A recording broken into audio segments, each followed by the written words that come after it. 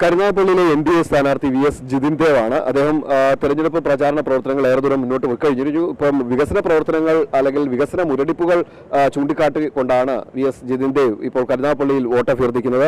എങ്ങനെയുണ്ട് പ്രചാരണ പരിപാടികൾ മുന്നോട്ട്? 100% വിജയപ്രതീക്ഷയിലാണ് പ്രധാന പരിപാടികൾ മുന്നോട്ട് പോകുന്നത്. ഞങ്ങൾക്ക് മുൻപേ തന്നെ സ്ഥാനാർത്ഥി പ്രഖ്യാപനത്തെക്കാൾ മുമ്പേ തന്നെ ഞങ്ങൾക്ക് അടിസ്ഥാനപരമായിട്ടുള്ള ഞങ്ങളുടെ രാഷ്ട്രീയപരമായിട്ടുള്ള ചിട്ടപ്പെടുത്തലുകളും അതേപോലെയുള്ള ക്രമീകരണങ്ങളും ചെയ്യാൻ സാധിച്ചു. അതിനുള്ള സമയം ഞങ്ങൾക്ക് ലഭിച്ചു. അതുകൊണ്ട് 100% വിജയിക്കും എന്നുള്ള സാഹചര്യത്തിലേക്കാണ് കരുനാഗപ്പള്ളിയിൽ NDA പോയിക്കൊണ്ടിരിക്കുന്നത്.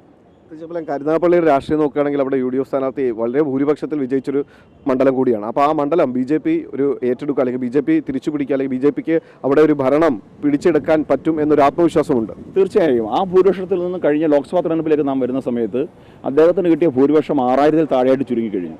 അപ്പോൾ സ്വാഭാവികമായിട്ടും ഞങ്ങളെ സംബന്ധിച്ച് ഞങ്ങൾക്കൊരു 3000-3500 വോട്ടും കൂടെ കണ്ടെത്താൻ സാധിച്ചു കഴിഞ്ഞാൽ നിഷ്പ്രയാസം ഞങ്ങൾക്ക് ജയിക്കാൻ സാധിക്കും. അത് ജനങ്ങൾ ചെയ്യാൻ സാധിക്കും. കഴിഞ്ഞ തെരഞ്ഞെടുപ്പിൻ്റെ സാഹചര്യമല്ല ഇന്നുള്ളത്. ഇന്ന് കരുനാഗപ്പള്ളി ജനങ്ങൾ വികസനം ആഗ്രഹിക്കുന്നു. ആ വികസനം കൊണ്ടുവരാൻ സാധിക്കുന്നത് മോദി സർക്കാരിൻ്റെ പിന്തുണയുള്ള ഒരു നിയമസഭാ സാമാജികന് മാത്രമാണ് എന്നുള്ള ചിന്ത ജനങ്ങളിലേക്ക് സന്നിവേശിക്കപ്പെട്ടിട്ടുണ്ട്. ജനങ്ങൾ തീരുമാനിക്കും. ഇപ്പോൾ ആർക്കും പിടിച്ചോട്ട് ചെയ്യിപ്പിക്കാൻ പറ്റില്ല. പക്ഷേ ജനങ്ങൾക്ക് ഒരു ചിന്തയുണ്ട്, ഇങ്ങനെ പോയാൽ പോരാ, ഇത് മതിയായി എന്നൊരു ചിന്തയുണ്ട്.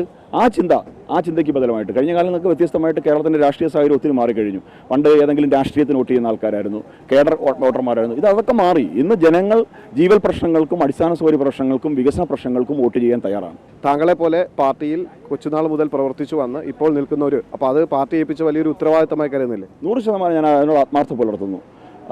പാർട്ടി എന്നിൽ ഒരു ദൗത്യമാണ് ഏൽപ്പിച്ചത്. ഇപ്പം ഒരാൾക്ക് നോമിനേഷൻ കൊടുക്കാൻ പറ്റൂ. അതുകൊണ്ടാണ് ഞാൻ മത്സരിക്കുന്നത്.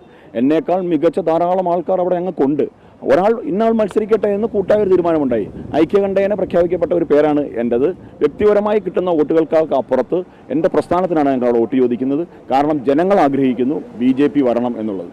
ഏറ്റവും വലിയ വിഷയമാണ് ആലപ്പാട് തീരദേശ മേഖല. നമുക്ക് 2004 സുനാമിയിൽ 140ഓളം മനുഷ്യരുടെ ജീവൻ നഷ്ടപ്പെട്ട സ്ഥലമാണ്. ഇന്നും പുലിമുട്ട് ഒരു പ്രധാനപ്പെട്ട വിഷയമാണ്. അത് സാധിക്കണം. മറൈൻ ആംബുലൻസ് സാധിക്കപ്പെടണം. അത്യാധുനിക സൗകര്യങ്ങളുള്ള ഹോസ്പിറ്റൽ സാധിക്കപ്പെടണം. കുടിവെള്ള പ്രശ്നത്തിന് പരിഹാരമുണ്ടാക്കാൻ സാധിക്കണം. റെയിൽവേയുടെ വികസനം സാധ്യമാക്കണം. കരുനാഗപ്പള്ളി ഓച്ചിറ റെയിൽവേ സ്റ്റേഷനുകൾ ഇന്നും ജനങ്ങളുടെ ആവശ്യമാണ്. പില്ലർ ഹൈവേ അത് സാധ്യമാക്കിയെടുക്കാൻ BJP നടത്തുന്ന പ്രവർത്തനം ഇപ്പോഴും നമ്മൾ അതിൻ്റെ വർക്ക് തുടങ്ങിക്കഴിഞ്ഞിട്ടുണ്ട്. ചെന്നൈ മേലുകളുള്ള ട്രെയിനുകൾക്ക് സ്റ്റോപ്പ്.